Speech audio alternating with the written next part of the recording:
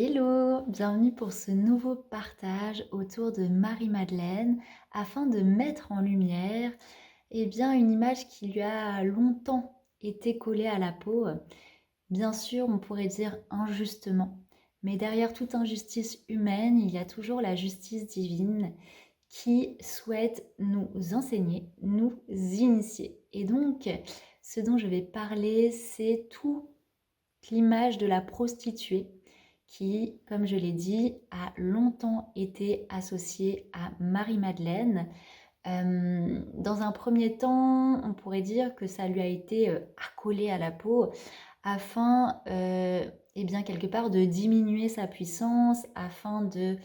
rabaisser le rôle de la femme et de tout de suite très facilement l'associer à cette prostituée qui chercherait à vendre ses charmes. Et donc, il y aurait quand même beaucoup de dénigrement pour l'image de la femme et notamment associée à la grande initiée, apôtre, voire prêtresse qu'a été Marie-Madeleine, comme si on voulait ben, diminuer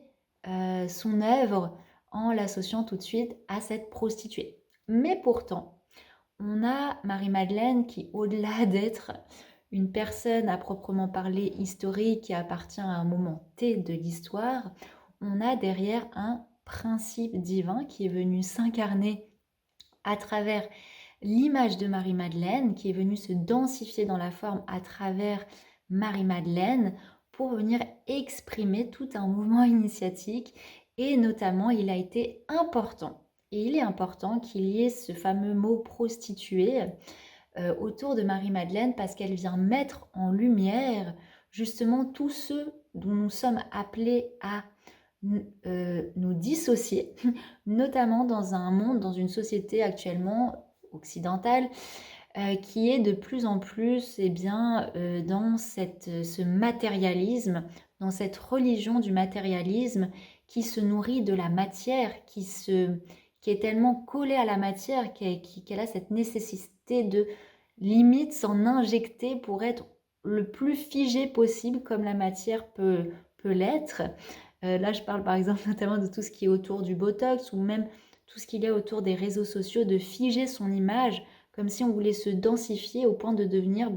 comme un objet qui n'aurait pas de mouvement, de métamorphose, alors que le grand mouvement de la vie nous pousse à mourir chaque jour jusqu'au grand passage qu'est la mort. Donc, la vie n'est que petite mort jusqu'à ce grand passage de la grande mort. Et pourtant, on est dans une société qui fait tout pour fuir la mort, pour fuir ce passage, cette métamorphose, et qui souhaite absolument se figer dans une image, dans une identification. Et donc,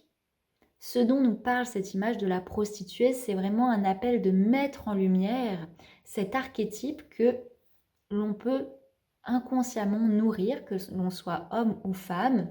Et ça ne parle pas uniquement de venir vendre sa chair pour survivre et avoir de l'argent, mais ça nous parle, bien qu'on soit dans une société où aujourd'hui la prostitution est complètement, on va dire, démocratisée, puisque comme on le voit sur les réseaux sociaux aujourd'hui, on est dans de la prostitution 2.0, même si c'est pas appelé comme ça, sous couvert de liberté de la femme, d'assumer son corps. Enfin voilà, il y a quand même, on est globalement dans une société qui fait de l'archétype de la prostituée le nouveau visage du féminin, le nouveau visage d'une certaine liberté, alors que Marie-Madeleine, puisque ce mot lui a été associé, c'est pour le mettre en lumière et pour venir justement le transcender. Cette mise en lumière, elle nous parle de cette société donc très ancrée dans le matérialisme, qui a besoin de se remplir de la matière, de la chair. Comme on est déconnecté de cette dimension intérieure, comme l'être dans le matérialisme est déconnecté de cette reliance à son intériorité, au principe divin qui l'habite, eh bien il est dans une peur de mourir puisqu'il n'a même pas connaissance de l'initiation qui est la mort, qui est de porter en soi le germe de la renaissance. Et puisqu'il y a cette peur de la mort, cette peur de l'inconnu, cette peur de l'intériorité, puisque pour rentrer en contact avec notre intériorité, il faut déjà mourir de son attache, de son identification, de son enlisement à la matière. Il faut déjà une première mort pour pouvoir décrocher et avoir ce mouvement qui ramène en dedans. Donc déjà, aller dans l'intériorité, ça demande une certaine mort, une première mort que beaucoup de personnes ont du mal à accueillir, tellement ça ébranle finalement toute la conception que l'on peut avoir de soi, du monde et de la réalité. Et justement, la prostituée, c'est celle qui n'est pas en lien avec ses ressources, et par manque de ressources, souvent, eh bien, a l'impression d'avoir plus qu'un seul choix, c'est-à-dire d'aller vendre son corps, puisqu'elle n'a pas d'autres ressources pour se nourrir, pour avoir de l'argent. Et donc, il n'y a plus que cette option d'aller vendre son corps pour de l'argent. Donc, souvent, ça part d'une peur, d'un manque de reconnaissance de ses propres ressources. Et comme les ressources intérieures, cette dimension intérieure est reliée à l'aspect du féminin, à son féminin intérieur, qu'on soit homme ou femme, eh bien, on a cet archétype aussi de la prostituée qui va performer le féminin, qui va performer une séduction du féminin à travers les sens physiques, donc chercher à racoler, à attirer, à magnétiser, mais en stimulant les sens physiques. Et donc, c'est comme un piège en fait, c'est comme piéger l'autre à travers ses sens physiques pour quelque part, dans un premier temps, s'en nourrir de l'attention qu'il a donnée à cette façon qu'on avait de se présenter par les apparences, par une séduction d'apparence. Et donc, c'est comme un détournement du réel potentiel du féminin qui est tout l'inverse. Le féminin n'a pas besoin d'être dans le racolage pour, amener à lui. Au contraire, les grandes initiées, les grandes prêtresses comme Marie-Madeleine étaient des initiées qui, par leur rayonnement, par la beauté du féminin qu'elles exprimaient, notamment à travers le regard, avaient cette capacité, simplement dans cette présence d'être, d'attirer le regard, mais par la présence. Et comme l'autre, plongé par la contemplation de ce féminin qui est rayonné, mais par son essence, son naturel, sa nature, naturellement, cette contemplation du féminin initiait la personne en face, ça peut être souvent des hommes, à aller permettre ce retournement de plonger en soi. C'est comme quand on est dans la nature, qu'on voit du beau partout. En fait, cette beauté, elle est tellement magnifique dans son essence qu'on est dans cette contemplation du beau qui vient nous plonger dans le beau que l'on porte en nous. Et justement, ce féminin qui rayonne par sa nature, par son essence, par sa grâce, avait cette vocation à initier tout à chacun à d'un coup plonger dans la contemplation de son propre féminin, de cette propre essence que chacun porte en lui, en elle. Donc on avait souvent ces prêtresses qui, initiées par une posture souvent statique, par le regard, on avait toute l'initiation aussi du voile qui permettait d'amener ce magnétisme dans les yeux, cet état de présence dans les yeux directement, pour que la personne en face, par ce contact, puisse naturellement plonger dans son intériorité à la rencontre de son propre féminin pour le reconnaître et permettre ce mariage, cette union, pour que ça devienne finalement l'expression de son être, pouvoir exprimer toute cette reconnaissance de son intériorité dans le monde extérieur. Alors que la prostituée, c'est tout l'inverse. Elle cherche à être simplement dans un féminin d'apparence, de performance du féminin qui vient jouer sur les centres inférieurs de l'être et qui du coup stimule la personne en face sur ses sens physiques, donc sur tout ce qui est en lien avec la surface, et donc elle l'empêche, c'est une façon de bloquer cette rencontre avec son intériorité puisqu'on va simplement stimuler tout ce qui est en lien avec la surface, donc les sens physiques extérieurs, mais tout ça vient bloquer la rencontre avec sa propre intériorité puisqu'il n'y a pas ce rapport de contemplation mais sans toucher, sans les sens physiques qui est plus relié à cette inspiration du féminin. Donc on avait des prêtresses comme Marie-Madeleine, des initiés qui étaient là pour inspirer, permettre cette inspiration du féminin en soi. On a vraiment cette image de Marie-Madeleine comme une rose, mais qu'une rose qu'on ne peut pas toucher pour la posséder, mais d'une rose que l'on sera invité à fermer les yeux pour entrer en contact avec son essence véritable, pour en inspirer le parfum, pour que ce parfum, une fois qu'il est inspiré à l'intérieur, vienne éclore en dedans et révéler son essence, mais une essence que l'on porte déjà, révéler et réveiller un principe que l'on porte déjà en nous. Donc c'est pour ça qu'on a cette image de la rose que l'on ne peut pas toucher, qu'on ne peut pas consommer, mais que l'on est invité à inspirer en dedans. C'est ça toute l'initiation qu'elle portait. Mais justement, c'est tout l'inverse d'une prostituée qui va plutôt être une rose bien séduisante, qui va être invitée à être consommée. Donc, ça nous parle vraiment de cette posture du féminin qui est là pour initier vers l'intérieur et non pas pour performer à l'extérieur, pour détourner finalement cette rencontre de l'intériorité et emprisonner les êtres dans les centres inférieurs et dans une attache au sens physique. C'est notamment pour ça qu'on parlait du contact avec les yeux, parce que cette rencontre par les yeux, elle permettait d'élever cette force, cette énergie sexuelle, cette énergie vitale vers les centres supérieurs.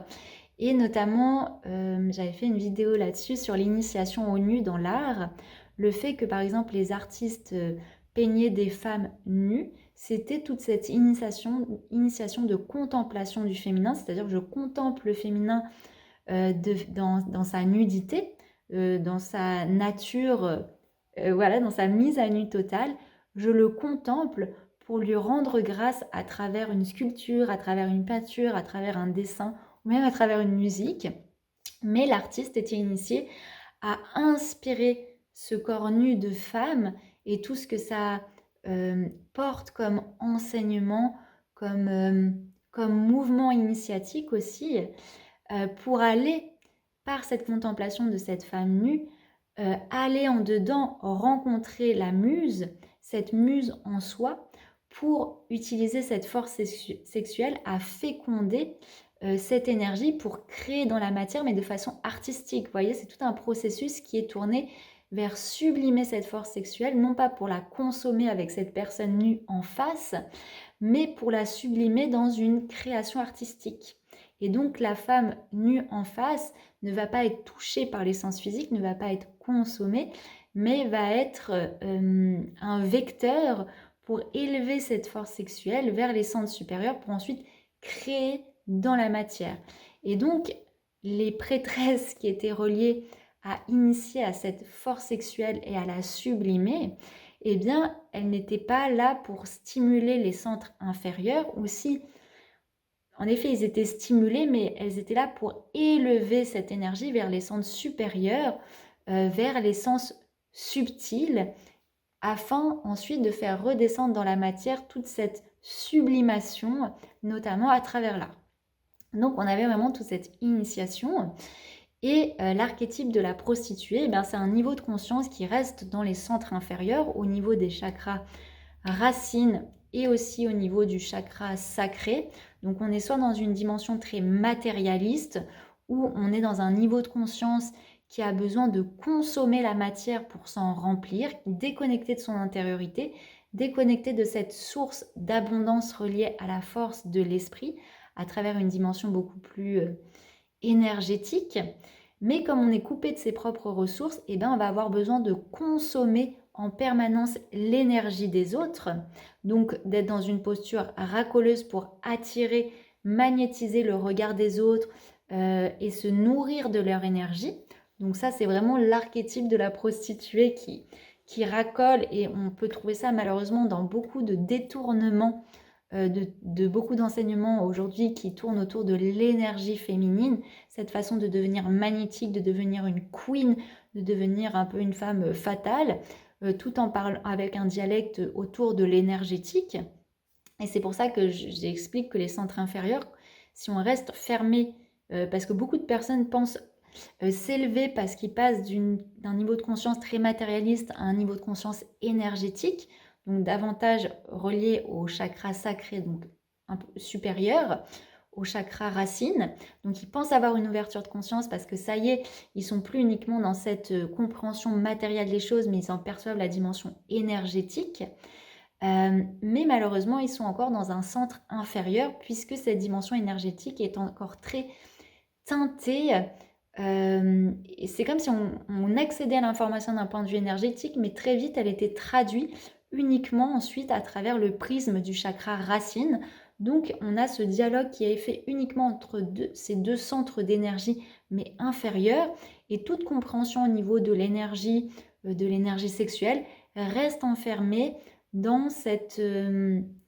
au niveau de la matière, même dans la compréhension d'enseignement d'un point de vue énergétique, on reste dans des impressions de forme très densifiées, très personnifiées, notamment on le voit à travers les enseignements de Marie-Madeleine. Eh bien, souvent on reste dans une compréhension du personnage qu'elle a été, on cherche à calquer le personnage, même dans la façon de parler de l'énergie sexuelle autour d'elle, on reste dans une compréhension très densifiée et qui manque de tout ce mouvement de sublimation vers les centres supérieurs jusqu'au chakra coronal, parce que Marie-Madeleine, elle invite vraiment à sublimer, à élever tout ce qui est en termes d'enseignement ou même ce qu'on comprend au niveau de l'énergétique. Il faut encore le filtrer jusqu'au chakra coronal, jusqu'à ce crâne devenu cristallin, jusqu'à cette conscience cristalline. Et donc, même l'énergie sexuelle est amenée à être comprise à un niveau de conscience supérieur. Notamment, tout ce qui touche autour de Marie-Madeleine, j'avais pris cette image qui me parle beaucoup. Souvent, on associe Marie-Madeleine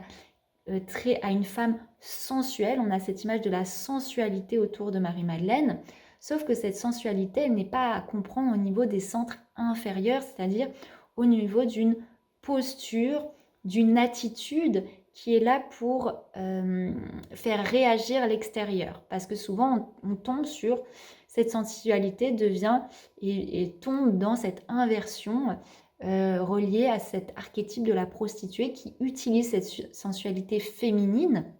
pour racoler, pour attirer, pour se nourrir de la matière, alors que la sensualité, quand elle est comprise au niveau des centres supérieurs, quand on vient sublimer ce mouvement, cet enseignement qui est la sensualité, eh bien la sensualité, comme le S majuscule l'indique, est un mouvement, une circulation. Et la sensualité, dans son étymologie, à la base, signifie percevoir. Donc ce n'est pas que la tâche, on peut comprendre la sensualité rattachée au sens physique, au plaisir des sens physiques, mais quand on vient sublimer ce mot, sensualité et son sens originel, il s'agit du mouvement de percevoir, de cette faculté à passer des sens physiques au sens subtil, afin bien, de pouvoir avoir afin d'infiltrer la densité de la matière et d'en percevoir l'essence. Donc, une femme sensuelle, quand on parle de Marie-Madeleine en tant que femme sensuelle, ce n'est pas dans une posture aguicheuse ou même qui maîtrise son énergie sexuelle pour magnétiser ou pour être une femme sauvage depuis les centres inférieurs, mais c'est une posture d'initié qui a cette capacité d'infiltrer les symboles, d'infiltrer la connaissance pour en toucher l'essence et aller dans cette compréhension des centres supérieurs d'un point de vue très cristallin. C'est cette capacité de faire circuler l'information intérieurement des centres inférieurs jusqu'au centre supérieur. Donc j'ai donné une image, on a aussi souvent ce mot de féminin sauvage de Marie-Madeleine relié à un féminin sauvage. Si on le comprend depuis les centres inférieurs d'une traduction au niveau de la matière, eh bien on va voir cette caricature de la femme sauvage qui va dans la nature avec des peaux de bête, qui se met du sang menstruel sur le visage et qui va crier dans la nature, qui est proche de la nature, un peu cette femme louve. Pareil, si je le traduis au niveau du niveau énergétique, on va chercher à coller à une énergie sauvage, de loup, un peu animal. On va chercher à se connecter à des énergies animales pour bien reconnecter à cette nature. Sauf que le mot sauvage, avec Marie-Madeleine, on est invité à le sublimer depuis les centres supérieurs, donc à faire circuler cette information, non pas uniquement depuis une compréhension des centres inférieurs, mais vraiment à les sublimer tout ça jusqu'au chakra coronal, et donc en Dieu, faire remonter l'information en Dieu, en l'essence divine, et comprendre que le mot sauvage, donc c'est ce qui n'a pas été dénaturé, c'est ce qui est fidèle à sa nature. Donc le féminin sauvage, ce n'est pas revenir à sa nature animale, puisque la vraie nature du féminin, qui est d'autant plus reliée à l'intérieur, eh bien, est la nature divine, notre nature divine, notre essence divine. Donc quand on parle de féminin sauvage, c'est justement quitter cette attache, cette identification à l'humain animal attaché à ses sens physiques pour faire ce retournement vers l'intériorité, vers l'essence beaucoup plus subtile, vers ce féminin. Et donc le féminin sauvage, c'est ce féminin qui redécouvre sa nature divine. Donc Marie-Madeleine, quand on parle de son côté sauvage, c'est une femme qui est là pour montrer, rappeler l'essence, la nature divine de l'être humain dans cette reliance, dans cette reconnexion à son principe Christ, dans cette union avec le Christ. Et on dit d'elle qu'elle est sauvage parce qu'en son temps, elle ne se laissait pas dénaturer de cette reliance, de cette nature divine, de cette nature en reliance avec cette présence Christ. Elle ne se laissait pas influencer par l'extérieur, par les règles établies, par l'ordre établi depuis la pensée humaine, de la bienséance humaine à son époque, notamment au niveau des ordres religieux de l'époque. Eh bien non, elle restait fidèle à cette nature divine en elle, et donc c'est pour ça qu'on disait qu'elle était sauvage, parce qu'elle ne se laissait pas influencer, domptée par les ordres, par les dogmes religieux de l'époque. Mais ce mot sauvage, pour en comprendre l'essence, il faut aller le sublimer comme cette capacité à faire circuler l'information. Ce mot sauvage, pardon, c'est associé à notre nature divine, et ce mot sensualité, là encore une fois, on a été invité à aller le sublimer depuis une compréhension supérieure. Et c'est ce à quoi nous initie Marie-Madeleine, c'est toujours d'élever notre compréhension des centres inférieurs vers les centres supérieurs, afin de sublimer et d'aller jusqu'à la clarté, jusqu'à l'essence, à cette subtilité de l'information, pour la rendre cristalline. Et c'est pour ça, c'est la même chose pour l'archétype de la prostituée, c'est vraiment cette mise en lumière d'un niveau de conscience, de notre niveau de conscience qui est encore très enfermé dans les centres inférieurs et qui a besoin d'être reconnu, d'être vu, afin de le laisser mourir. Et c'est pour ça que Marie-Madeleine, elle passe de Lilith à cette renaissance en Marie. Donc ce fameux passage de la délivrance des 7 démons permise par Jésus, mais permis par le principe Christ en elle, et bien en fait c'est ce retournement qui passe de cet archétype de Lilith qui est cette énergie féminine qui n'est pas encore, qui est en fait le germe au niveau des chakras racines, qui va être invité à sortir, à mourir de ce centre-là pour renaître dans les centres supérieurs et se reconnaître en tant que Marie. Marie est plus qu'un prénom. Le prénom Marie est un principe divin, le principe marial, le principe du mariage à notre intériorité, à notre présence Christ, afin de permettre l'enfantement, permettre notre deuxième naissance. En fait, le principe de Marie, c'est pour ça qu'il y a plein de Marie autour de Jésus, c'est parce qu'elles présentent chacune un rayon, une nuance de ce grand principe marial associé à la mère divine, qui est le fait de se retourner dans notre intériorité, dans ce féminin. Reconnaître que l'on porte en nous à la fois la mère divine, qui permet d'être le foyer, pour accueillir la semence du Père céleste. Donc c'est tout ce retournement, ce creuset du féminin, afin de permettre ce mariage, cette union, et mettre au monde l'enfant divin que nous sommes. Donc porteur du Christ, là dans la chair, sur la terre, pour enfanter cela dans le monde ici maintenant, et s'enfanter nous-mêmes. Donc le principe marial, il a tout un tas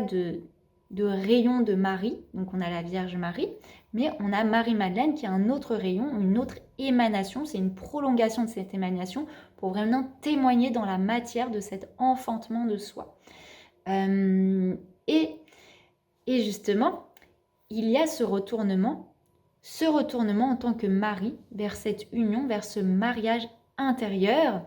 qui permet de retrouver le sens initial de cette force sexuelle qui est là pour nous permettre l'enfantement de notre dimension spirituelle, de notre corps de gloire, de notre principe Christ. Et le petit aparté par rapport à la vidéo avant d'aller plus loin. Je l'ai revue et je me suis dit je vais être un peu plus claire, notamment sur la sublimation de cette force sexuelle, parce que j'explique que l'archétype de la prostituée, c'est le niveau de conscience qui va dilapider cette énergie, notamment dans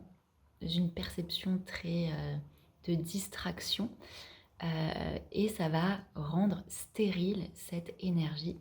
et donc rendre complètement stérile l'être qui l'emploie de cette manière, et donc le couper de cette capacité à enfanter cette dimension spirituelle, cet enfant divin que l'on porte tous en nous. Alors sublimer cette force sexuelle, ça ne veut pas dire forcément ne plus avoir de sexualité, ne plus partager cette sexualité avec quelqu'un. Ça veut dire tout simplement sublimer vers les centres supérieurs, c'est apporter de la conscience, conscientiser cette force comme une force créatrice. C'est-à-dire quand je vais partager une union charnelle avec l'être aimé, eh bien il y a cette conscience que nous sommes dans une co-création. Une co-création qui, par cette puissance de communion, peut aller jusqu'à donner la vie de façon très concrète, très palpable à travers un enfant qui naîtra éventuellement 9 mois plus tard. La sexualité n'est pas forcément uniquement que pour procréer en tant que telle, mais garde quand même cette vocation initiale à co-créer. Donc c'est-à-dire même si ce n'est pas le but d'avoir un enfant dans la matière, il y a quand même une co-création au niveau énergétique. C'est-à-dire que quand on va partager cette union charnelle, eh bien, il y a toujours une co-création qui dépasse notre entendement sur des plans supérieurs. Donc si je conscientise que cette force sexuelle est toujours liée à un acte de création, qu'il soit subtil ou physique, eh bien forcément, ça va m'initier à me responsabiliser par rapport à la façon dont je l'emploie. Donc par exemple, le niveau de conscience de la prostituée, de cet archétype, c'est notre société qui aujourd'hui détourne la sexualité de ce sens initial, et on le voit notamment avec toute cette prostitution 2.0 à travers toutes ces plateformes en ligne où des personnes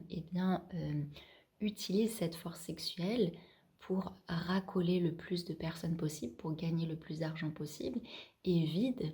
de leur énergie vitale les personnes qui viennent déjà payer pour ça, et en plus consommer, à la fois consommer, mais consumer leur énergie sexuelle en étant spectateurs de cette nouvelle forme de prostitution. Donc là, il y a un détournement de cette force qui n'est plus dans un acte de création, mais dans un acte de stérilisation. À la fois les personnes qui proposent ces contenus deviennent complètement stériles, et les personnes qui viennent consommer leur énergie dans cette façon de l'employer,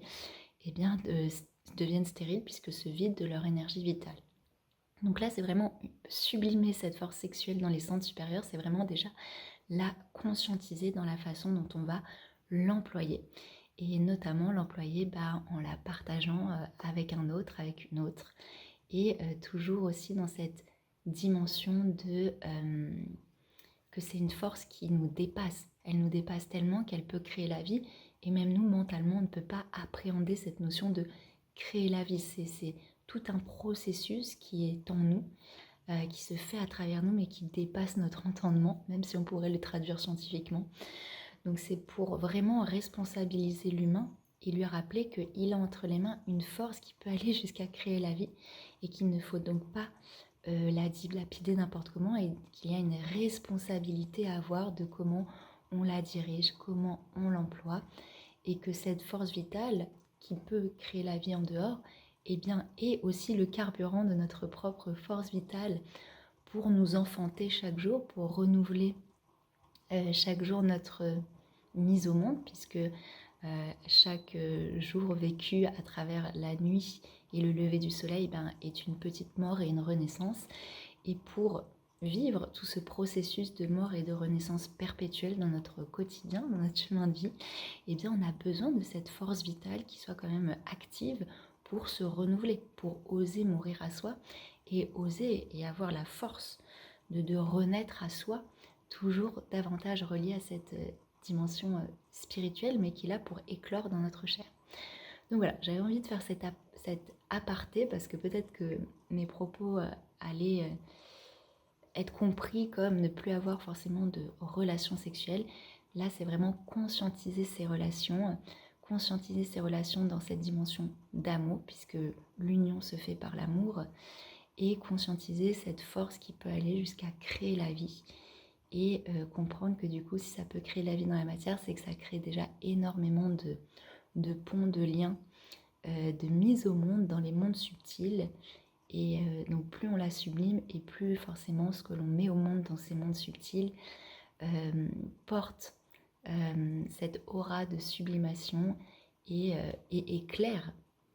des choses qui nous dépassent complètement. Donc voilà, visionnage à vous, j'espère que c'est un petit peu plus clair, et n'hésitez pas si vous avez des questions une fois la vidéo finie. La prostituée, c'est celle qui utilise l'énergie sexuelle. L'archétype de la prostituée, c'est vraiment le niveau de conscience d'utiliser l'énergie sexuelle uniquement à des fins de consommation depuis l'essence physique extérieure. Donc c'est cette dilapidation de l'énergie sexuelle de façon stérile, puisque les prostituées n'ont pas pour vocation d'enfanter. Les prostituées, elles vont avoir une sexualité, elles vont tarifer une sexualité, mais d'un point de vue du plaisir, entre guillemets. Mais c'est une sexualité qui est dénaturée, qui est complètement vidée de son sens originel, qui est la procréation, la création, de l'acte de créer. Justement, là, quand un client va voir une prostituée, c'est pour se faire plaisir, se décharger, mais ce n'est absolument pas pour créer la vie, ce n'est pas dans un acte de création. Donc l'archétype de la prostituée, c'est le niveau de conscience humain qui utilise l'énergie sexuelle uniquement dans une fin de distraction, mais non pas de création. Et quand je parle de création, ce n'est pas uniquement pour créer un enfant. Je ne parle pas d'utiliser uniquement son énergie sexuelle pour mettre au monde un enfant, parce que ça, c'est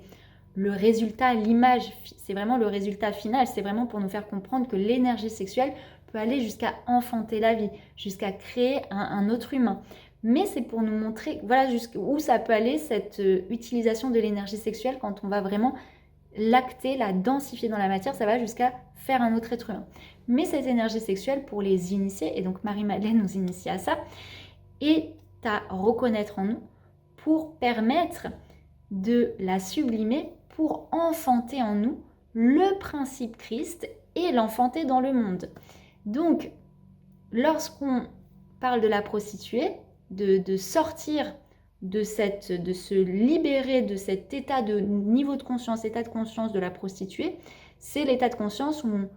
on est stérile. En fait, on est stérile. Et c'est pour ça qu'on est dans un monde de plus en plus stérile, de l'art de plus en plus stérile. J'avais fait une vidéo là-dessus, je vous la mettrai en barre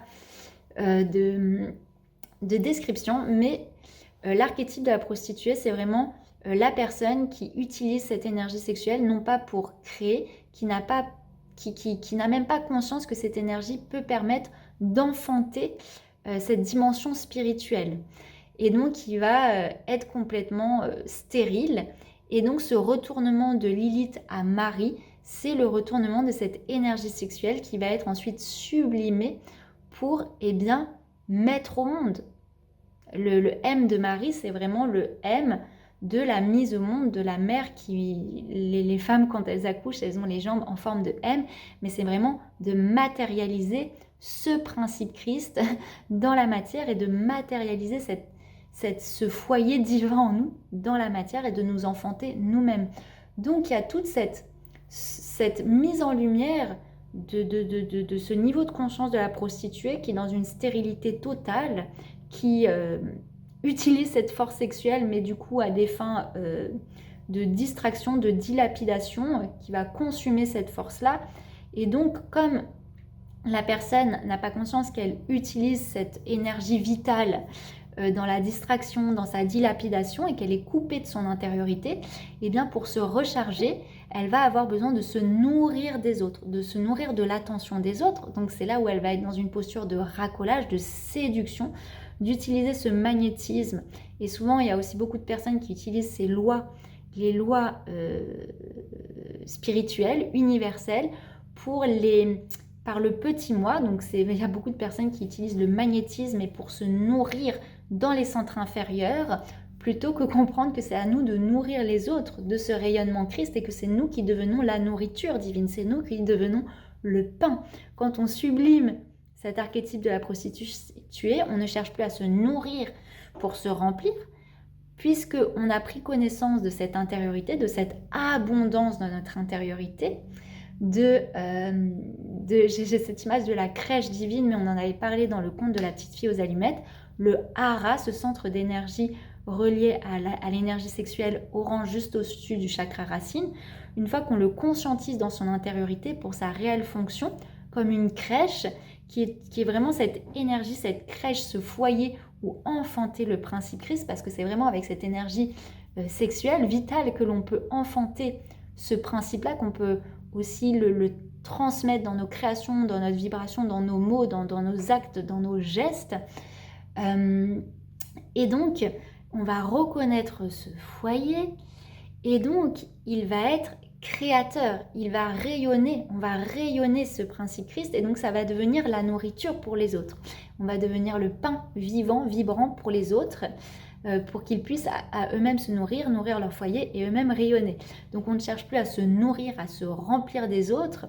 à se remplir par la matière, par peur de manquer, parce que c'est ça l'archétype de la prostituée, c'est le niveau de conscience qui n'a pas connaissance de son intériorité, qui pense que si d'un coup il donne de son temps, de son amour à quelqu'un, eh bien c'est calculé, c'est comptabilisé, alors que quand on est en reliance avec son principe divin intérieur, avec cette présence Christ, eh bien quand on ne donne plus de sa personne, on ne donne plus de sa chair, on ne donne plus de soi, on est simplement là pour faire couler l'amour relié au grand principe divin. Donc ce que l'on donne, c'est même plus l'amour, le petit amour avec un petit A, c'est l'amour avec un grand A. Et si la personne en face s'en nourrit sans nous donner en retour, eh bien on est amputé de rien, puisque ce qu'on a donné n'est pas quelque chose qui va nous manquer, puisqu'on est toujours relié à ce courant d'abondance que l'on est là pour faire rayonner et qu'on est là pour faire fructifier aussi chez les autres. Alors que la prostituée, comme elle n'a pas conscience de cette intériorité, de cette reliance à cette abondance reliée à cette verticalité, eh bien elle va être toujours dans le manque, la peur, le calcul, la survie. Et cet instinct de survie, c'est ce qui va l'obliger à avoir ce comportement de racolage, de distorsion du féminin à l'extérieur. Et là, c'est autant pour les hommes que pour les femmes. Quand on parle du féminin, c'est ce principe féminin qui est distorsionné, qui est performé dans une séduction vers l'extérieur pour se nourrir du regard des autres, de leur attention, de leur matière aussi, de ce qu'ils ont à nous proposer, pour s'en remplir. Donc vraiment, quand on voit la société actuellement, on comprend ô combien cet archétype de la prostituée, il est là pour parler à un niveau de conscience d'un point de vue du collectif et de ce qui se passe au niveau de l'inconscient. Donc il y a un vrai appel à conscientiser comment est-ce que, à mon échelle, je nourris cet archétype de la prostituée inconsciemment, à travers mes peurs, à travers cette posture aussi de comment j'emploie mon énergie féminine, et notamment tout ce qui est relié à travers cette énergie sexuelle. Est-ce que cette énergie sexuelle, je la conscientise là pour aussi enfanter le principe divin qui est en moi, ou est-ce que je la dilapide à travers, je sais pas, l'essence physique, à travers cette posture de la prostituée qui est dans une approche de la sexualité dénuée de son sens original, qui est devenue stérile, que j'ai stérilisé en fait. C'est comme si j'avais un refus de voir que la sexualité avait cette capacité et cette nature de création, de procréation, et que je vais tellement l'utiliser juste pour le plaisir des sens physiques, de la jouissance du petit moi, que je vais en fait la dénaturer, et ça va être juste pour satisfaire le petit moi. Donc on est encore dans cet archétype de la prostituée qui se nourrit uniquement pour remplir ses sens physiques, se nourrir, parce que ce besoin de se nourrir des sens physiques, de ce sensationnalisme, c'est pour ça que je dis que beaucoup de personnes s'ouvrent à la spiritualité, mais restent dans une spiritualité de sensationnalisme, un besoin de sensations fortes, de se nourrir de la spiritualité, mais pour avoir des sensations fortes à travers des pratiques, à travers tout un tas de choses, mais on va consommer la spiritualité pour ressentir tout un tas de choses au niveau de cette énergie sexuelle qui est une énergie de feu, mais on va la surstimuler par ce sensationnalisme et au final, on va se consumer et des fois, on peut devenir complètement fou, mais parce que tout le chemin de conscience, c'est d'aller sublimer tout ça vers les centres supérieurs et pour arriver vers cette spiritualité, on est dans le subtil, on est dans l'essence, on est dans le parfum. Et des personnes, des fois, pensent ne rien voir, ne rien entendre, ne rien ressentir parce que c'est très subtil. Mais quand on est dans les centres supérieurs, tout est beaucoup plus subtil, beaucoup plus fin, beaucoup plus... c'est vertical, c'est léger. Et ça peut déboussoler parce que si on est habitué à une spiritualité où on a beaucoup ressenti dans les centres inférieurs, on a été chahuté, on a été dissocié, rassemblé, et ben on peut avoir l'impression de plus entendre, de plus être connecté. Alors qu'au contraire, quand on va dans les centres supérieurs, on comprend qu'on est connecté parce qu'on a un ressenti beaucoup plus subtil des enseignements. Et c'est pour ça que Marie-Madeleine, on en parle en termes de feu. Elle est reliée notamment à l'élément feu. Mais c'est un feu de la passion qui n'est pas uniquement dans les centres inférieurs. Parce que le rouge relié à Marie-Madeleine, c'est ce feu dans la matière, ce feu qu'on rencontre dans la matière, ce feu-là, mais c'est la révélation du feu de l'esprit comme essence de la matière. C'est-à-dire que de tout ce que je vois dans la matière, je vois à travers, comme on a dit, on a cette capacité de la sensualité qui va percevoir dans la densité de la matière, puisqu'elle vient s'infiltrer pour en percevoir l'essence, et bien de voir à travers le courant divin, la main de Dieu, l'esprit de Dieu, le feu de l'esprit divin. Dans tout ce que je vois, ça me ramène, ça me relie, eh bien, en Dieu, à cette essence de Dieu. Et donc, cette matière, je la vois, je la perçois, et par mon regard, on revient à cette initiation par le regard, par la contemplation, eh bien, j'en révèle son essence divine, et donc je vais l'éthériser, juste par le regard. Je regardais un arbre, mais regarder la matière pour ce qu'elle est, mais la regarder par cet œil qui sublime, qui perçoit. Et donc, on va peu à peu éthériser la matière, non, simplement par un regard. Et c'est pour ça que je parle souvent de Marie-Madeleine comme cet être qui nous initie entre ce passage de l'ère du poisson, qui a été inauguré par le Maître Jésus, et cette ère du Verseau qui n'est pas encore d'actualité d'un point de vue d'une date précise, parce qu'il s'agit d'un état de conscience où on passe des eaux de la psyché qui sont encore très empreints de forme pensée. Et justement, toute l'initiation de Jésus, c'est de venir rendre ces eaux de la psyché la plus cristalline possible pour révéler dans ces eaux et venir animer ces eaux du feu de l'esprit et avoir cette vapeur, cette éthérisation et accéder à ce nouveau niveau de conscience auquel nous ouvre Marie-Madeleine vers les centres supérieurs. Et donc ce feu qui lui est associé, c'est un feu qui est relié à une passion. Mais si on reste dans une compréhension des centres inférieurs, on est encore dans l'archétype de la prostituée qui va consommer ce feu de la passion dans cette relation horizontale, parce que l'archétype de la prostituée, c'est l'emprisonnement dans l'horizontalité, dans cette réciprocité uniquement horizontale des sens physiques et même d'une perception uniquement depuis cette horizontalité, de ne pas avoir cette vision et ce ressenti de verticalité qui nous élève vers les cieux, qui nous relie entre la terre et le ciel. Là, on est tellement englué dans la matière qu'on ne se voit que à travers cette dimension très animale de l'humain, au point qu'on croit que l'humain a uniquement sa nature est uniquement animale. Ça, c'est dans l'archétype de la prostituée, tout ce qui est relié à cette survie, ses sens physiques, alors que là, on est invité à aller dans cette verticalité de l'être, donc vers cette élévation de l'être, et donc vers cette éthérisation de l'être, qui nous ouvre vers ce niveau de conscience qui est le Verseau, et ce feu du coup de la passion, eh bien, on est amené à le mettre en lumière. Il faut savoir que le feu de la passion amoureuse n'est pas à rejeter. D'ailleurs,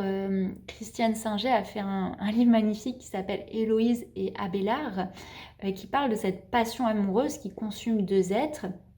Et la vie va faire qu'ils vont être séparés. Ils ne vont pas pouvoir aller jusqu'au bout de cette passion amoureuse, si bien qu'Héloïse va devoir aller au couvent. Et dans ce couvent, elle va rencontrer Dieu et comprendre que cette passion amoureuse qui a été vécue dans les centres inférieurs est en train de l'élever, est en train d'être sublimée par le couvent. Donc le couvent, c'est couver en soi, c'est vraiment ramener dans l'intériorité cette passion amoureuse qui a été vécue dans cette réciprocité horizontale. Elle est amenée à la conscientiser, à la couver en soi pour découvrir ce feu de la passion à travers cette sublimation de la passion élevée en Dieu,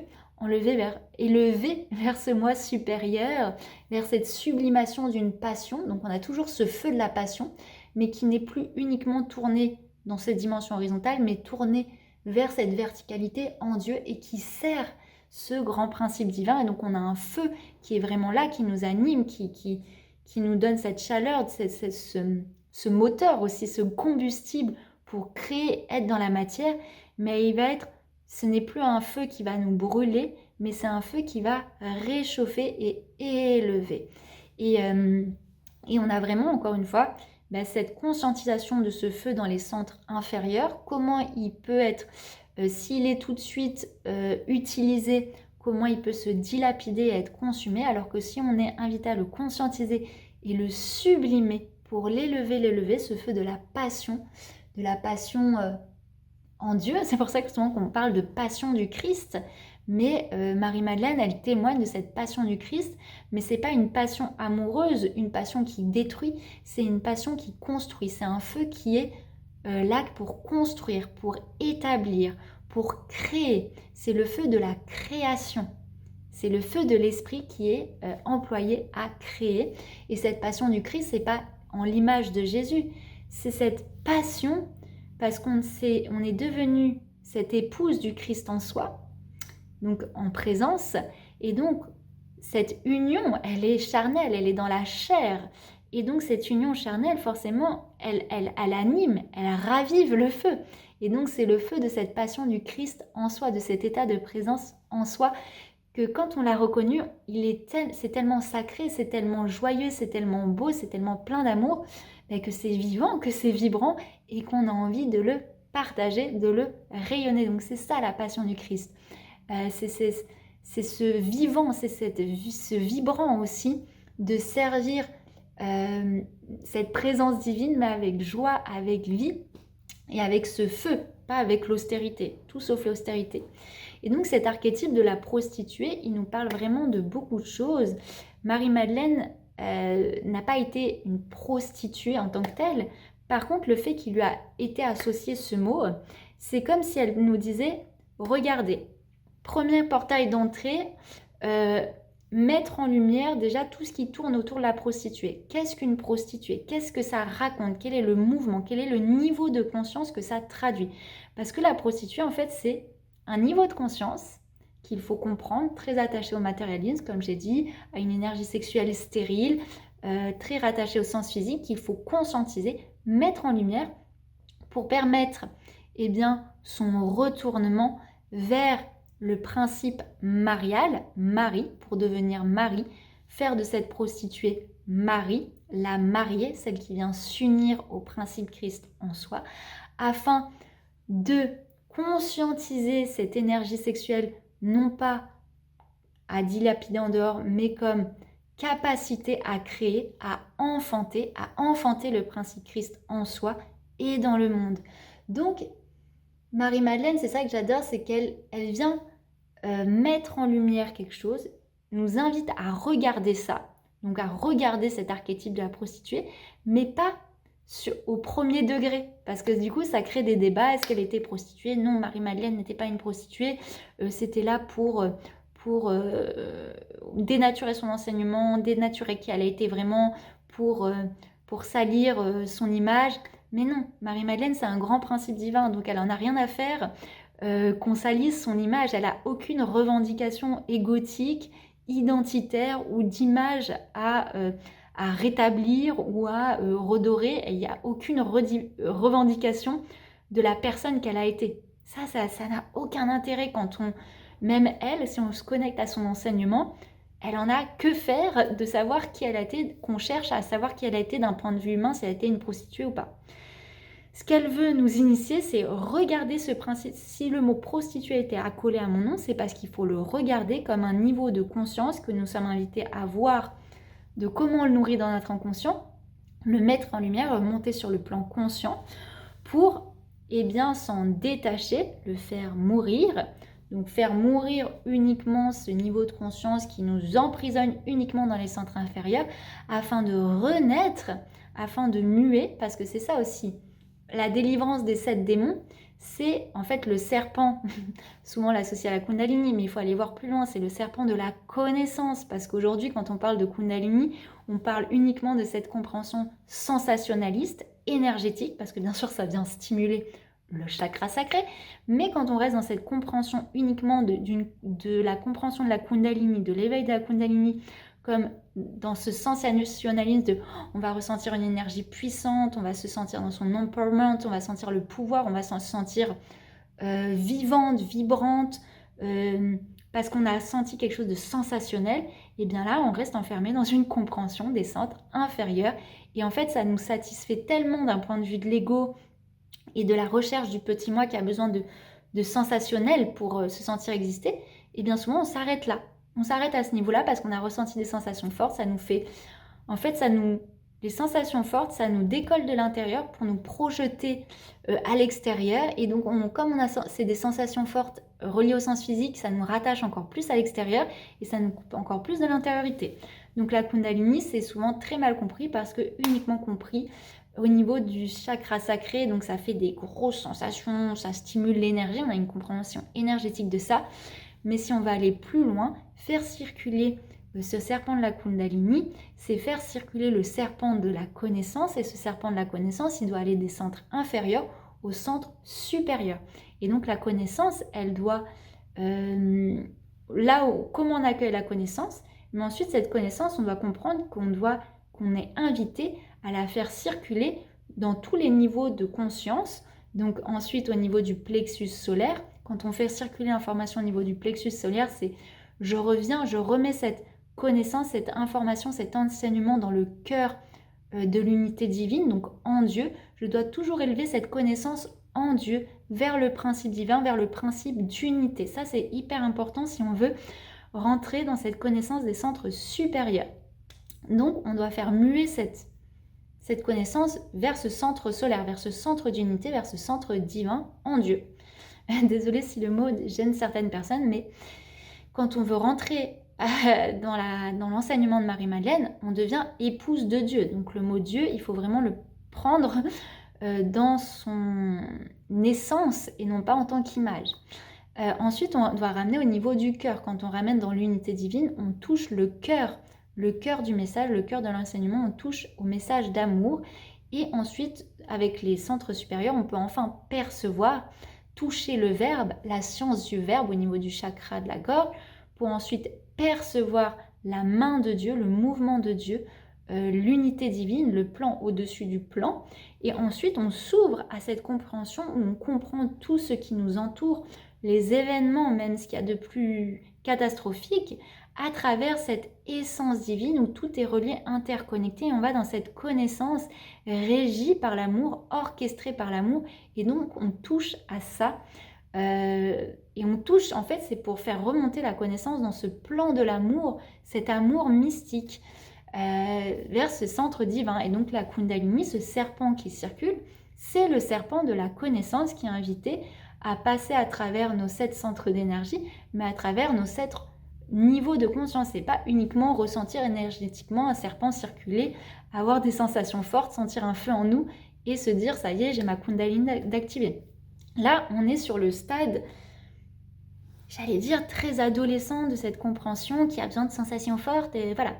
Là, il faut vraiment faire muer cette information et comprendre que quand on parle des chakras, c'est aussi 7 niveaux de conscience, de façon de conscientiser ce qui nous entoure. Et donc, cette connaissance, elle doit être sublimée jusque dans les centres supérieurs et dépasser l'aspect de sensationnalisme. L'archétype de la prostituée, c'est